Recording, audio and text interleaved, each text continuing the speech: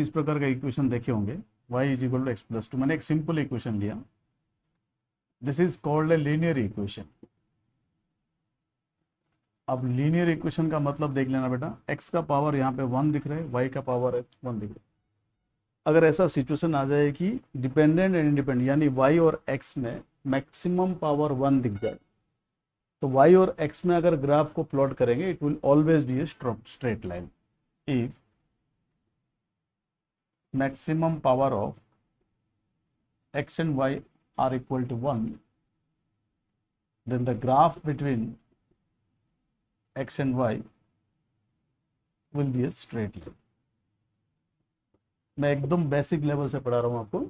मैं ये मान के चल रहा हूँ कि कुछ बच्चे को ग्राफ ड्रॉ करना भी नहीं आता, उसी से मैं आपको सिखाऊंगा स्लोप क्या होता है। तो सबसे पहले हम इस इक्वेशन का ग्राफ को ड्रॉ करते हैं। बेटा हमेशा याद रखना, this is called dependent variable and this is called independent variable. आपको तो कार्टेशियन सिस्टम आता है, तो मैं इस इक्वेशन से लेके मैं सबसे पहले ग्राफ बना लूँ। ये मान लो कोई ग्राफ है, इस ग्राफ को प्लॉट करने के लिए आपको बचपन से याद है बेटा, हम कुछ वैल्यूज ले लेते थे। याद करो, हम दो डिब्बा बनाते थे ऐसे, एक एक्स का और एक वाई का। इंडिपेंडेंट वेरिएबल का वैल्यू हम अपने मर्जी से पुट करते थे। जैसे कि मान लो एक्स का वैल्यू मैंने 1 पुट कर दिया, तो 1 + 2 से ही आ जाएगा 3। और x का वैल्यू मान लो मैं 2 पुट कर दिया, 2 + 2 से आ जाएगा 4। x का वैल्यू मान लो मैं 3 पुट कर दिया, तो 3 + 2 से 5। x का वैल्यू मैं कुछ भी पुट कर सकता हूँ, and depending on the value of x, y value will adjust accordingly. इस 1, 3, 2, 4 and 3, 5 they are nothing but the points on the line. Line क्यों बोल रहा हूँ बेटा, मैं x और y का ग्राफ ड्रॉ करूंगा, that is always going to be a straight line, क्योंकि इसी इक्वेशन को हमने नाम दे दिया लीनियर इक्वेशन, और इसका ग्राफ हमेशा स्ट्रेट लाइन आएगा। और ये जो दिख रहा है x and y, they are nothing but the points on the line only. और पॉइंट्स को वो ड्रॉ करना आता है, तो एक्स कोऑर्डिनेट को हम एक्स एक्सिस पे रखते हैं। ये रख दिया 0 कोऑर्डिनेट बेटा, ओरिजिन का 1, 2, 3। हम 3 तक गए क्योंकि हमारा ग्राफ हम लोग एक्स का वैल्यू 1 से 3 तक ही मेजर कर रहे हैं यहाँ पे। ये वैल्यू वाई का हमने प्लॉट कर दिया यहाँ पे 1, 2, 3, 4 and 5। Let this value be 6। Represent, देखो बेटा y axis will represent the y values, x axis will represent the x values. x पे हम ऐसे चलते हैं, y का वैल्यू मतलब हम ग्राफ के ऊपर ऐसे मेजर करते हैं, ठीक है, y ऐसे मूव करते हैं। बताओ पहला पॉइंट हमने क्या मान लिया, 1, 3। इस कोऑर्डिनेट को मैंने मान लिया x1, तो ये कोऑर्डिनेट हो गया y1। इस कोऑर्डिनेट को मान लिया x2, तो ये हो गया y2। इस कोऑर्डिनेट को मान लिया x3, तो ये हो गया y3। इसका मतलब फॉर x1 मैंने डिफाइन किया y1, फॉर x2 मैंने डिफाइन किया y2, फॉर x3 मैंने डिफाइन किया y3। Let us plot them. x1 y1 का वैल्यू क्या आ रहा है, 1, 3। बेटा x पे 1 चला और y पे 3 चला। जो पॉइंट पे मैं पहुंच गया, that point is nothing but 1, 3। x पे 2 चला, y पे 4 चला, तो मुझे जो पॉइंट मिला that is going to be 2, 4। x पे मैंने 3 चला, y पे मैंने 5 चला, जो पॉइंट पे मैंने पहुंचा that is going to be 3, 5। No big deal. But इसको हमने x1 y1 बोला था, इसको हमने x2 y2 बोला था, और इसको हमने x3 y3 बोला था। स्ट्रेट लाइन ड्रॉ करने के लिए मिनिमम 2 पॉइंट चाहिए। यहाँ पे हमने 3 पॉइंट्स ड्रॉ कर रखा है, मैक्सिमम कितना भी ड्रॉ कर सकते हो, बट कम से कम मुझे 3 पॉइंट तो चाहिए। तो this is going to be the straight line. अब ये मेरे पास ग्राफ आ गया y और x के बीच में। अब इसको स्ट्रेट लाइन ना बोल के मैं बोलूँगा ग्राफ, क्योंकि ये किसी भी शेप में आ सकता है, लेकिन हमारा सिलेबस में हमेशा स्ट्रेट लाइन ही दिया जाएगा। Now this becomes a graph in between x and y. और ये ग्राफ का नेचर कौन सा नेचर आ गया, लीनियर ग्राफ। लीनियर ग्राफ हमेशा स्ट्रेट लाइन आएगा। अब मैं समझाऊंगा स्लोप क्या है, ठीक है बेटा। स्लोप को समझाने से पहले मैं उसका एक बार डेफिनेशन लिखता हूं, जो प्रॉपर डेफिनेशन होता है। Slope is defined as the change in y value for the corresponding change in x values। इसको सिंबॉलिकली ऐसे लिखते हैं बेटा, del y by del x। del y का मतलब है चेंज इन y वैल्यू, और del x का मतलब है change in x values. Okay, तो हम नोटिस कर रहे हैं, हमने कुछ पॉइंट्स ऑलरेडी मार्क कर लिया था, x1 y1। कोई भी 2 सेट ऑफ पॉइंट्स को ले लो, कोई भी 2 सेट ऑफ पॉइंट्स, कोई मतलब नहीं। x1 y1 से मान लो मैं जंप कर लिया x3 y3 में। x1 y1 का वैल्यू कितना था, 1, 3, और x3 y3 का वैल्यू कितना था, 3, 5। ये एक सेट ऑफ पॉइंट हो गया। एक काम करते हैं, x2 y2 से चलते हैं x3 y3 में। x2 y2 का वैल्यू कितना था 2,4 और x3 y3 का वैल्यू कितना आ गया 3,5। बाय डेफिनेशन हम ये मेजर कर रहे हैं change in y by change in x। तो मैं बोलूँगा change in y by change in x का फॉर्मूला यहाँ पे लगा रहा हूँ। तो मैं ये नोटिस कर रहा हूँ y का जो ओरिजिनल वैल्यू था वो 3 था, वो कितना आ गया बेटा 5, यानी कि y का जो चेंज हुआ वो 5 - 3। आप ये डायरेक्शन सेट कर लो, यहाँ से माइनस ये करने से भी आएगा, यहाँ से ये माइनस करने से आएगा। तो ऑल डिपेंड्स आप किसको फाइनल मानते हो, किसी को इनिशियल मानते हो।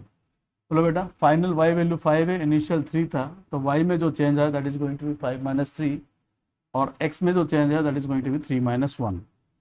5 - 3 का वैल्यू यहाँ पे 2 आ रहा है, तो 3 माइनस का वैल्यू यहाँ पे 2 आ रहा है, तो 2/1 ये वैल्यू कितना आ गया।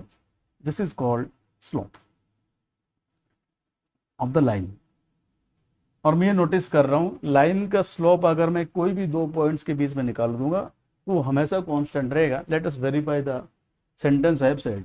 बट यहाँ पे मैं del y by del x इन्हीं सेट ऑफ पॉइंट्स में निकाल रहा हूँ।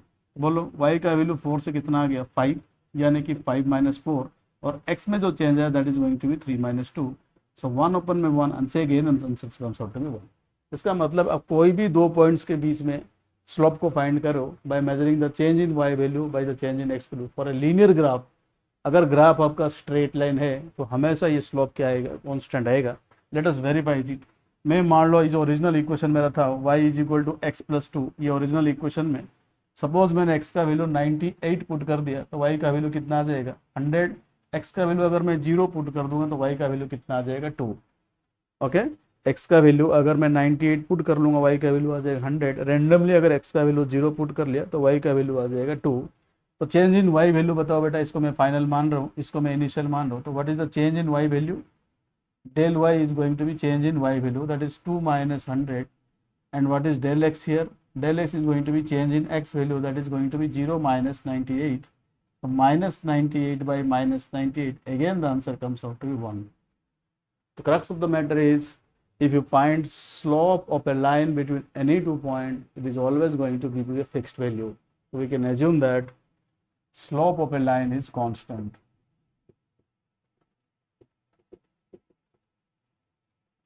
Slope of a line is always going to be constant, but this is not going to be true for any other graphs.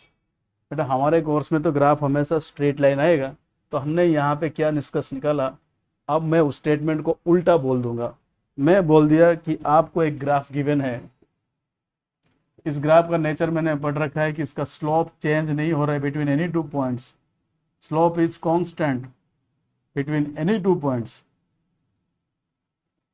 तो मैं अज्यूम कर दूंगा this graph is a straight line,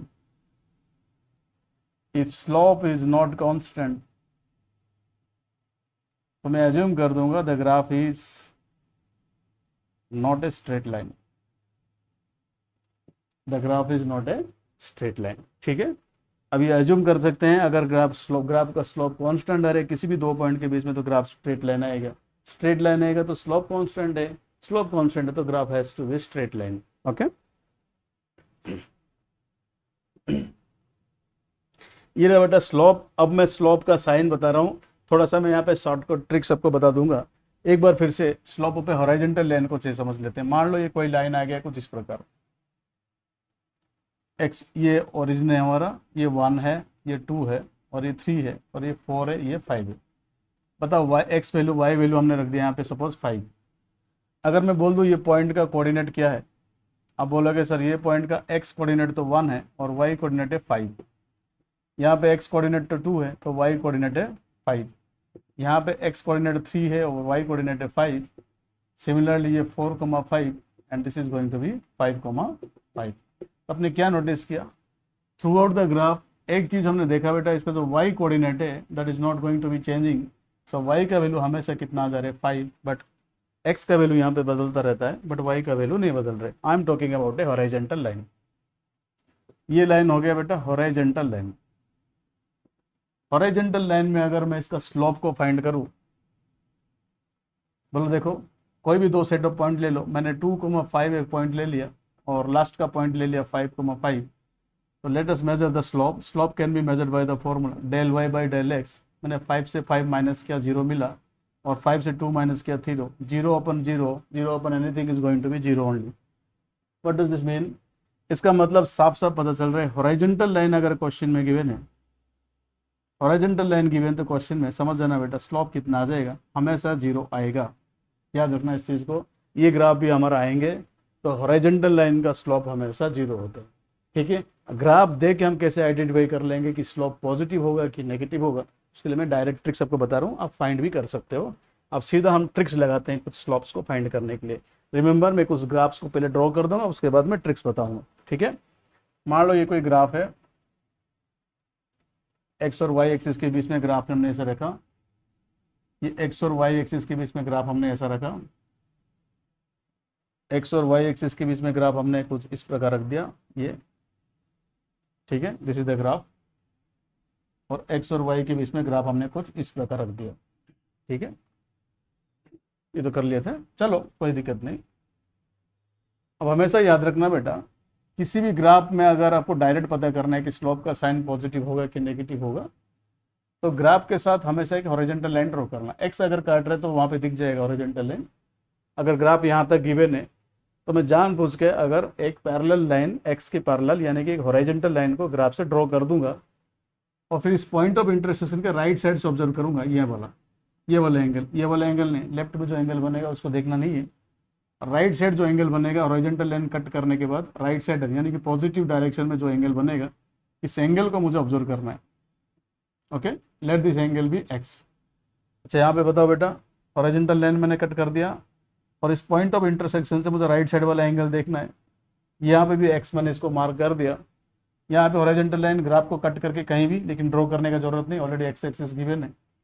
तो यहाँ पे जो पॉजिटिव डायरेक्शन से जो एंगल बन रहे हैं उस एंगल को मैंने ऑब्जर्व किया।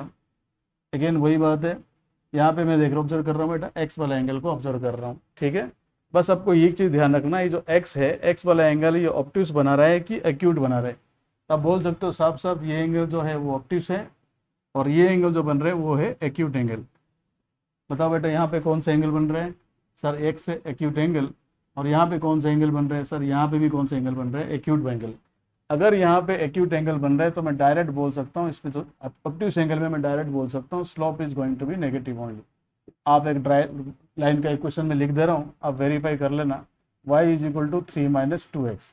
मैंने एक लाइन का इक्वेशन लिखा, आप इसको क्या करोगे, 3 माइनस एक्स कर दो फॉर सिंप्लिसिटी। आप इस इक्वेशन का ग्राफ पॉइंट्स मैंने जो बोला, जैसे प्लॉट करके ड्रॉ करने वाला था, ड्रॉ करो और स्लोप फाइंड करो।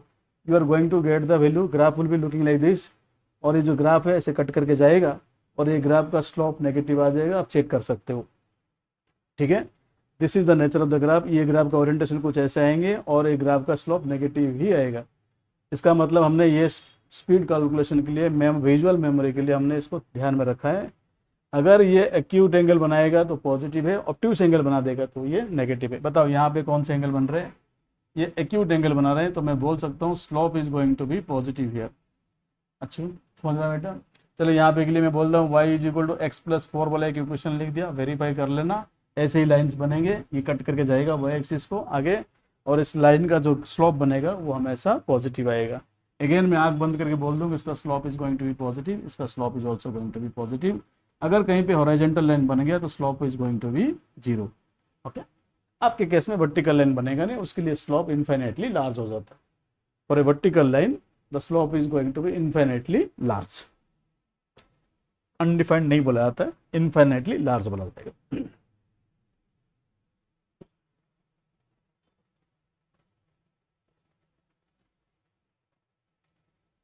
तो एप्लीकेशन ऑफ स्लोप देखो बेटा,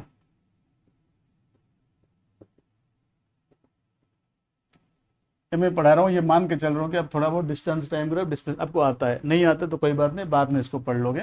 ये वाला सेक्शन में सिर्फ स्लोप का एप्लीकेशन बता रहा हूँ। अगर मान लो आपका ग्राफ एक डिस्टेंस टाइम ग्राफ है, y में आपने डिस्टेंस रखा, x में आपने टाइम रखा, तो obviously slope is going to measure change in y value divided by change in x value. Slope of the graph अगर फाइंड करेंगे तो change in y value by change in x आएगा, और change in y में क्या आ जाएगा, change in distance by change in time आएगा। ठीक है, डिस्टेंस बाई टाइम से हमें क्या मिलता है, स्पीड मिलता है। इसका मतलब अगर आपका ग्राफ डिस्टेंस टाइम है तो इसका जो स्लोप फाइंड करेंगे वो स्लोप आपको स्पीड निकाल के देगा। ओके। अगर आपका ग्राफ डिस्प्लेसमेंट टाइम ग्राफ का है, हमेशा टाइम को हम लोग एक्स में ड्रॉ करते हैं और डिस्प्लेसमेंट को वाई में ड्रॉ करेंगे। यहाँ पे अगर मैं स्लोप को मेजर करूँगा, अगेन फॉर्मूला वही है, delta y by delta x. ऊपर जो speed rate of change measure कर रहे हैं हम लोग वो है डिस्प्लेसमेंट का, और डिस्प्लेसमेंट का रेट ऑफ चेंज मेजर करेंगे तो हमें क्या मिलेगा बेटा, हमें मिलेगा वेलोसिटी। दैट मीन्स अगर क्वेश्चन में डिस्प्लेसमेंट टाइम ग्राफ गिवन है, अगर मैं इसका स्लोप को फाइंड कर रहा हूँ तो मुझे उस स्लोप क्या निकाल कर देगा, वेलोसिटी। किसी भी नेचर का ग्राफ हो जाए, डिस्प्लेसमेंट टाइम ग्राफ का स्लोप मुझे वेलोसिटी देगा। अगर आपका ग्राफ वेलोसिटी टाइम ग्राफ का है, अगर यहाँ पे मैं स्लोप फाइंड करूंगा तो ऑब्वियसली वाई में मैं किसको ड्रॉ करूंगा, वेलोसिटी को। एक्स में किसको ड्रॉ करूंगा, टाइम को। Time is always taken on x axis, बाकी जो चेंजेस है वो हमें वाई में मेजर करते हैं। इसका अगर मैं स्लोप फाइंड करूँ तो मुझे क्या मिलेगा बेटा, delta y by delta x का फॉर्मूला। डेल्टा वाई यहाँ पे डेल्टा वी है और यहाँ पे delta t. Remember this, I am measuring the change in velocity only. Y value में जो चेंज मेजर कर रहे हैं वो चेंज इन वेलोसिटी है, यहाँ पे change in time. Change in velocity per time is nothing but acceleration. इसका मतलब एक ही स्लोप से हमें तीनों क्वांटिटी मिल जाएंगे। For a distance time graph we are going to get speed from the graph measuring the slope. You can calculate the velocity from velocity, sorry, displacement time graph by measuring the slope.